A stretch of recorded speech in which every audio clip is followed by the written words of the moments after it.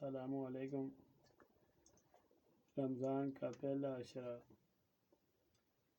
رحمت کا، رمضان کا دوسرا حصہ مغفرت کا، تیسرا حصہ جہنم سے خلاصی کا۔ رمضان کے پہلے عشرے میں میرا اللہ ہر ایک اس شخص سے، چاہے وہ عورت ہے یا مرد، بوڑھا یا بچہ، مگر مومن ہو، تو میرے اللہ کی رحمت کے سائے میں آ جاتا ہے۔ کتنا رحیم ہے وہ اللہ!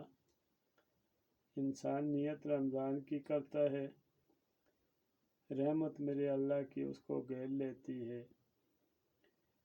دوسرے عشرہ میں لاکھاں کروڑوں دنیا کی مغفرت کر دیتا ہے۔ کتنا ہے وہ میرا غفور اللہ!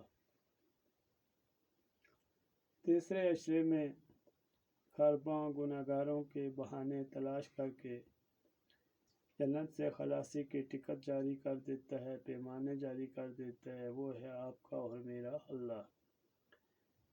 کتنے خوش نصیب ہیں وہ لوگ جنہوں نے عمرہ کرنے کی سعادت حاصل کی، حج بیت اللہ کی زیارت نصیب ہوئی۔ میری طرف سے، میرے گروپ نمائندگان کی طرف سے جنہوں نے عمرہ کیا اور ابھی عمرہ کے لیے گئے، اللہ ان کی اس عمرہ کو اپنی برکات میں قبول فرمائے۔ بندہ نے چیز کو اپنی ہر دعا میں یاد رکھنا۔ رمضان کی مبارک ہو، عمرہ کی خوشی نصیب ہو، اس لیے میرے بھائیوں، زبان پر لگام دو کہ غصے کی حالت میں بولا گیا ایک سخت جملہ یا لفظ اس قدر زہریلا ہوتا ہے کہ چند سیکنڈ میں اس کے زہر سے بے شمار پیار بڑی باتوں کی مٹھاس کا خاتمہ ہو جاتا ہے۔ اس لیے غصہ حرام ہے۔ کوئی بھی مذہب غصہ کو پسند نہیں کرتا۔ غصہ عقل کو کھا جاتا ہے۔ وجہ بنیادی یہ ہے کہ غصے میں انسان زبان، ہاتھ، ہتھیار سے وہ فعل سرزد کر دیتا ہے جس پر وہ ساری عمر پچھتاتا ہے، لاد میں اتر جاتا ہے۔ مذہب معاشرہ غصے پر قابو پانے والے کی قدر کی نگاہ سے دیکھتا ہے۔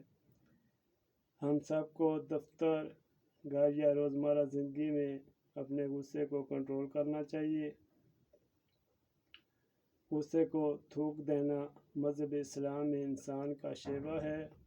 جو چیز خریدی جاتی ہے وہ ہے محبت، الفت اور حسن سلوک۔ جو چیز بڑی مشکل سے خریدی جاتی ہے وہ ہے دعا۔